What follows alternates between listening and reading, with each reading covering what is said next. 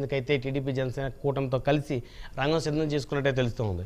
సుదీర్ఘ చర్చల అనంతరం మరి ఏం జరిగింది అనేది ఢిల్లీ సీక్రెట్ చర్చిద్దాం. అదేవిధంగా కాంగ్రెస్ను దెబ్బ కొట్టేందుకే భారతీయ జనతా పార్టీ టీడీపీ జనసేన కూటమితో ఏకమవుతుందా? ఎందుకంటే ఒక పక్క ఆంధ్రప్రదేశ్లో కాంగ్రెస్ పార్టీ అధ్యక్షురాలుగా వైఎస్ షర్మిల బాధ్యతలు తీసుకున్న దగ్గర నుంచి కూడా మరి పాదయాత్రలో అదేవిధంగా యాత్రల పేరుతోటి నియోజకవర్గాల్లో అయితే పర్యటన అయితే చేస్తున్న పరిస్థితి ఉంది. ఒకవేళ కాంగ్రెస్ ప్రభంజనం ఇటు తెలంగాణలో సైతం కూడా కాంగ్రెస్ పార్టీ అధికారంలోకి వచ్చిన పరిస్థితి ఉంది. కాంగ్రెస్ ప్రభంజనాన్ని అడ్డుకునేందుకు భారతీయ జనతా పార్టీ అత్యవసర పరిస్థితుల్లో టీడీపీ జనసేన కూటమితోటి ఇష్టం ఉన్నా ఇష్టం లేకున్నా కూడా జతకట్టిందా అనేటువంటి అంశాలు చర్చిద్దాం. ఢిల్లీకి బాబు, తెర వెనక పవన్. గతంలో కూడా అనేక సందర్భాల్లో భారతీయ జనతా పార్టీ వస్తుందని ఆశిస్తున్నా అన్నారు. అదేవిధంగా భారతీయ జనతా పార్టీని ఎలాగైనా ఒప్పించి మరీ టీడీపీ జనసేన కూటమిలోకి తీసుకొస్తా అన్నారు. ఓట్లు చీలనివ్వకుండా చేసి అధికార పార్టీ ఇక్కడ ఆంధ్రప్రదేశ్లో వైసీపీని గద్దె దించడమే ప్రధాన లక్ష్యం అన్నటువంటి జనసేన అధినేత పవన్ కళ్యాణ్ చెప్పిందంతా కూడా ఎలాగైతే చెప్పారో అలాగే జరుగుతున్న పరిస్థితులు అయితే స్పష్టంగా కనపడతా ఉన్నాయి. ఎందుకంటే ఎన్నికల తర్వాత కేవలం ఒక్క సీటు మాత్రమే జనసేన కైవసం చేసుకుంది. 2 చోట్ల జనసేన అధినేత ఓడారు. అక్కడి నుంచి కూడా అనేక అవమానాలను ఎదుర్కొంటూ వచ్చినటువంటి పరిస్థితి ఉంది. ఎట్టకేలకు కేంద్రంలో అధికారంలో ఉన్నటువంటి పార్టీని సైతం కూడా టీడీపీ జనసేన కూటమికి జతకట్టేటువంటి దశలో తెర వెనక జనసేన అధినేత పవన్ కళ్యాణ్ చక్రం తిప్పారు అనేటువంటి అంశాలు చర్చిద్దాం. ఇదేవాటి హాట్ టాపిక్లో మనతో పాల్గొనడం కోసం నారాయణమూర్తి గారు, వైఎస్ఆర్ కాంగ్రెస్ పార్టీ సీనియర్ నాయకులు, ఈవీసీ నవరత్నాల వైస్ చైర్మన్ మనతోటి జూమ్కాల్ అందుబాటులో ఉన్నారు. అదేవిధంగా రఫీ గారు, తెలుగుదేశం పార్టీ సీనియర్ నాయకులు, అధికార ప్రతినిధి మనతో జూమ్కాల్ అందుబాటులో ఉన్నారు. అదేవిధంగా పెద్దిరెడ్డి రవికిరణ్ గారు, భారతీయ జనతా పార్టీ సీనియర్ నాయకులు, అధికార ప్రతినిధి మనతోటి జూమ్కాల్ అందుబాటులో ఉన్నారు. అదేవిధంగా చీకటి వంశీదీప్ గారు, జనసేన పార్టీ సీనియర్ నాయకులు, మరి కొద్దిసేపట్లో మనతోటి స్టూడియోలో జాయిన్ అవుతారు. రైట్, ముందుగా రఫీ గారితో మాట్లాడదాం. రఫీ గారు, గుడ్ మార్నింగ్ అండి. నమస్తే సార్. మొత్తానికి ఏం జరుగుతుంది రఫీ గారు? ఢిల్లీ సీక్రెట్ ఏంటి? నమస్కారం అండి నారాయణమూర్తి గారికి, అలాగే రవికిరణ్ గారికి, అలాగే మీకు ప్రైమ్ లైన్ వీక్షకులు అందరికి కూడా శుభోదయం. ఢిల్లీలో ఏం జరుగుతుందో తెలియదు కానీ బ్రహ్మనాయుడు గారు ఆంధ్రప్రదేశ్లో మాత్రం వైసీపీ బ్యాచ్కి వణుకు మాత్రం స్టార్ట్ అయింది. ఏది బాబు గారు ఢిల్లీ వెళ్ళంగానే ఇక్కడ వణుకు స్టార్ట్ అయిందా? వేస్తున్నారు కదా, ఫేక్ ఫోటోలు వేసి పాపం సునకానందం పొందుతున్నారుగా. కాళ్ళు పట్టుకున్నారు అమిత్ షా గారి అని చెప్పి, అమిత్ షా గారి కాళ్ళు పట్టుకున్నారని, మోడీ గారి కాళ్ళు పట్టుకున్నారని అసలు కలవనే లేదు నిన్న. అప్పుడే వీళ్ళకి భయం, వణుకు స్టార్ట్ అయిపోయింది. ఎందుకంటే ఇక మన పని అయిపోయింది, ఇక మన ఎవరు కూడా కాపాడలేరు అనేటువంటి పరిస్థితి వచ్చేసింది. మార్కెట్లో కూడా ఇక జనంలో ఇక వైసీపీ పరిస్థితి అయిపోయింది అనేది పెద్ద ఎత్తున చర్చ ప్రారంభమైపోయింది. వాళ్ళు ఏదో మేము బటన్ నొక్కాం దానివల్ల గెలుస్తాం. కేసీఆర్ కూడా నొక్కాడు అక్కడ బటన్, నొక్కి ఆయన పక్కకి వెళ్ళిపోయాడు. ఈ బట్టలు గిట్టలు పనిచేయవు. నియంతృత్వం అనేటువంటి దాన్ని, ఎక్కడైతే స్వేచ్ఛ లేదో ప్రజలు స్వేచ్ఛని కోరుకుంటారు. ఇందిరాగాంధీ కూడా ఆ రోజుల్లో గరీబీ హఠావ్ పేరు మీద చాలా చేసింది. ఎమర్జెన్సీలో స్వేచ్ఛ లేకపోతే కూడా ఎంపీగా ఓడిపోయింది ఆమె కాదు, వాళ్ళ అబ్బాయి ఓడిపోయాడు. 10 రాష్ట్రాల్లో కాంగ్రెస్ ఓడిపోయింది. ఇక ఎక్కడైతే పోలీసు రాజ్యాన్ని ఎవడైతే నడుపుతాడో, నాయకుల్ని అర్ధరాత్రి అరెస్టులు, ఏదైనా పోస్టు పెడితే ఊర్లు తిప్పటాలు, వీళ్ళు పోస్టు పెడితే కేసు పెట్టినా సరే ఏం చర్యలు ఉండవు. తల్లి మీద చెల్లి మీద కూడా పోస్టులు పెట్టారు, వాళ్ళ మీద ఏముండదు. వాళ్ళు కంప్లైంట్ ఇచ్చినా సరే కాంగ్రెస్ పార్టీ వాళ్ళు వెళ్ళి కంప్లైంట్ ఇచ్చినా చర్యలు ఉండవు. ఇవాళ మేము కంప్లైంట్ ఇస్తున్నాం, ఈ ఫేక్ వీడియో ఫేక్ ఫోటోలు ఎవరైతే పెట్టారో వాళ్ళ మీద కంప్లైంట్ ఇస్తున్నాం, కోర్టులో కేసు కూడా వేస్తున్నాం ఇవాళ. కాబట్టి జగన్మోహన్ రెడ్డికి పరిస్థితి అర్థమైపోయింది. ఆయన ఏంటో అనుకున్నాడు, నేను టీచర్లను పెట్టకుండా వాలంటీర్లతో సచివాలయ ఎంప్లాయీస్తో ఎన్నికలు నడిపేద్దాం, డబ్బు విచ్చలవిడిగా పంచిపెట్టేద్దాం, మళ్ళీ అధికారం లాగేద్దామని చెప్పేసి అనుకున్నాడు. మేము ఫైట్ చేసాం. టీచర్లతోనే ఎన్నికలు జరుగుతున్నాయి ఈ రాష్ట్రంలో. రాష్ట్ర ప్రభుత్వం జీవో ఇచ్చింది, పక్కన పెట్టింది ఎన్నికల సంఘం. నువ్వెవడా జీవో ఇవ్వడానికి? ఇది దేశవ్యాప్తంగా ఉన్నటువంటి రూలు. టీచర్లే ఇక్కడ ఎన్నికలు జరుపుతారని చెప్పేసి ఇప్పుడేదో కులగణన స్టార్ట్ చేశాడు. అది కూడా పెద్ద మాయ.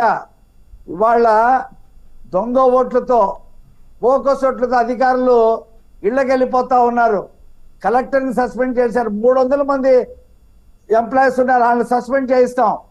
రేపు ఎన్నికల నోటిఫికేషన్ వచ్చిన తర్వాత 300 మందిని సస్పెండ్ చేయిస్తాం. ఎక్కడికక్కడ మేము నిఘా పెట్టాము. దాన్ని అన్ని కూడా ఎలక్షన్ కమిషన్ దగ్గరికి తీసుకెళ్ళాం.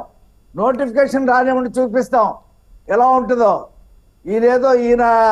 ఈయనకి సంబంధించినటువంటి సామాజిక వర్గం వాళ్ళందరినీ పోలీసుల్ని ఆఫీసుల్ని జిల్లాల్లో పెట్టేసుకొని ఎన్నికలు జరపాలని చెప్పేసి అనుకుంటా ఉన్నాడు. అదంతా కూడా అయ్యే పని కాదు. అయ్యగారి 1 ఛాన్స్ అయిపోయింది. రాష్ట్రం సర్వనాశనం చేశాడు. ఇవాళ ప్రజలు అడుగుతారు, ఏ ముఖం పెట్టుకొని నువ్వు ఓట్లు అడుగుతావు? నేను సంపూర్ణ మద్యపాన నిషేధం చేసిన తర్వాతే 5 స్టార్ హోటల్కి పరిమితం చేసిన తర్వాతే ఓట్లు అడుగుతానని ఎన్నికలకు ముందు ఎన్నికల తర్వాత కూడా చెప్పాడు ఈ పెద్ద పక్షి. ఏ ముఖం పెట్టుకొని ఓట్లు అడుగుతావు అని చెప్పి వాళ్ళ మహిళలు నిలదీసే స్థితిలో ఉన్నారు.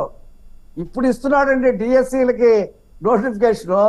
5 సంవత్సరాలు మంచం మీద దుప్పటి కప్పుకొని పడుకొని ఇప్పుడు ఎన్నికల ముందు స్టంట్ చేస్తున్నాడు.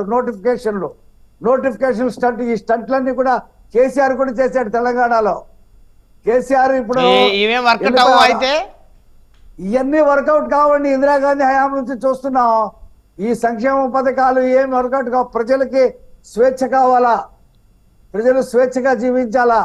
ఈ పోలీస్ రాజ్యాలు కుదరదు, ఈ రకమైనటువంటి నియంతృత్వం కుదరదు, రాజరికం కుదరదు. ఋషికొండ మీద 500 కోట్లతో బిల్డింగ్ కట్టుకుంటాడా రాజప్రసాదం? ఈయన పెత్తందారు పేద పక్షాల అనుకూలం. 10 ప్యాలెస్లు ఉన్నాయి భారతదేశంలో. ఈయనకి కొన్ని లక్షల కోట్ల రూపాయలు సంపాదించాడు. తప్పే ఉంది రఫీ గారు. ఆయన మొదటి నుంచి కూడా కష్టపడి సంపాదించుకున్నటువంటి నేపథ్యం, వారి కుటుంబ నేపథ్యం చూస్తే వారికి గనులు, ఫ్యాక్టరీలు మొదటి నుంచి కూడా కష్టపడి సంపాదించుకున్న పరిస్థితి ఉంది. లేదు, మీకు తెలియదు. రాజారెడ్డి వేరే వాళ్ళ గని అతన్ని చంపేసి లాక్కున్నాడు కడపలో. రాజారెడ్డికి అంతకు ముందు ఏం లేదు. ఈ ఆంధ్ర ప్రాంతం నుండి వెళ్ళినటువంటి పైరటీస్ గని అతన్ని చంపి లాక్కున్నాడు. అక్కడ నుండి వాళ్ళ అక్రమ సంపాదన స్టార్ట్ అయింది. అది కడపలో అందరికీ తెలుసు, ఆంధ్రప్రదేశ్లో అందరికీ తెలుసు. ఇవాళ ఇడుపులపాయలో 600-700 ఎకరాలు భూమి, ఎస్ఐడ్ భూమి ఉంది. రాజశేఖర రెడ్డి చెప్పాడు అసెంబ్లీలో, మా దగ్గర ఉంది, మా నాన్న పొరపాటును పెట్టుకున్నాడు. ఇంతవరకు ఇవాళ ఆ అసెండ్ భూమి పేదలకి ఇంతవరకు ఇవాళ ఇడుపులపాయలో అలాగే పడి ఉంది. ఎవరిని రానివ్వరు అక్కడ. ఈ రౌడీ రాజ్యం చూసాం కదా. ఇవాళ సొంత బాబాయిని చంపి కోడికత్తి పొడిపించుకొని తల్లి మీద ట్రోల్ చేస్తున్నా సరే నువ్వు మాట్లాడేటువంటి పరిస్థితి లేదు. చెల్లి మీద ట్రోల్ చేస్తున్నా మాట్లాడే పరిస్థితి లేదు. ఇష్టం వచ్చినట్టు తల్లి మీద, చెల్లి మీద. అసలు రాజశేఖర రెడ్డికి పుట్టలేదు షర్మిల అనేటువంటి పోస్టింగ్లు పెడతా ఉన్నా సరే ముఖ్యమంత్రి మాట్లాడట్లా. ఇదేంట్రా మా మీద పెడతారు, మా తల్లి మీద పెడతారేంటి, మా చెల్లి మీద పెడతారేంటి అని మాట్లాడట్లా. ఇతనికి ఒకటే డబ్బు, అధికారం 2 కావాలా. దానికోసం ఏమైనా చేస్తాడు. ఈ విషయం రాష్ట్ర ప్రజలకు తెలిసిపోయింది. ఇంకో ఛాన్స్ అనేది లేకుండా ఇతని ఆ ముఖ్యమంత్రి పేట నుండి కాళ్ళు చేతులు పట్టుకుని లాగి పడేసే పరిస్థితులు ఇవాళ రాష్ట్రంలో మొత్తం.